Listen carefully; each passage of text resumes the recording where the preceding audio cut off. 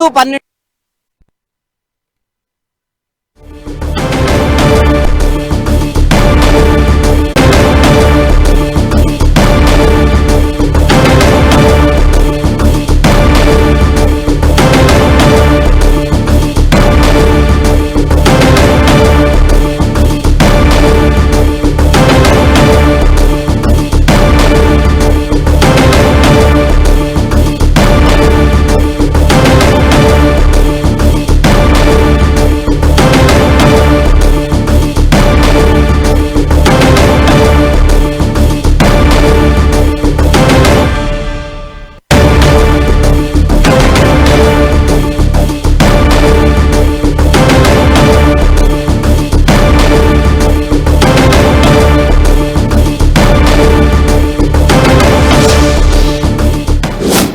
culpable homicide, it is not non-bailable.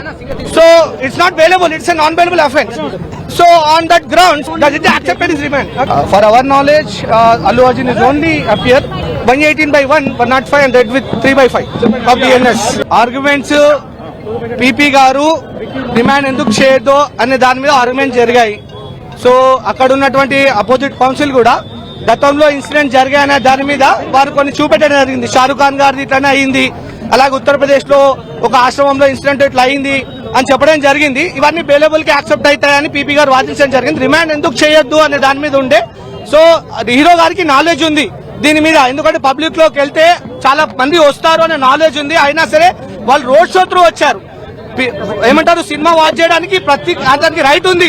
కానీ కానీ కానీ అతను రోడ్ షోకి పర్మిషన్ తీసుకోలేదు కాబట్టి ఈ రోజు ఇన్సిడెంట్ అయిందని చెప్పడం జరిగింది.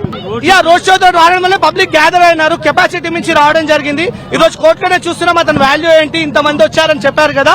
సో ఇదే ఒక నిదర్శనం అల్లు అర్జున్ కి ఎంత క్రేజ్ ఉన్నదో. సో వాళ్ళు ప్రికాషన్ తీసుకోలేదు కాబట్టి ఇన్సిడెంట్ అయితే రిమాండ్ చేయాలని చెప్పేసి పీపీ వాదించారు. ఈ రోడ్ షో ఇన్ఫర్మేషన్ లేదు పోలీసులకు అని చెప్పడం జరిగింది. వీరు సినిమా చూడడానికి వస్తామని పర్మిషన్ తీసుకున్నారని చెప్పారు. రోడ్ షోకి ఎలాంటి పర్మిషన్ లేదు, జులుస్తో వచ్చారని పీపీ గారు చెప్పడం జరిగింది. ఇవన్నీ విన్న జడ్జి గారు వీరిని రిమాండ్ చేయడం జరిగింది. ఇప్పుడు హైకోర్టు మాకు తెలియదు, ఇంకా రాలేదు. హైకోర్టు ఎలాంటి అయితే రాలేదు.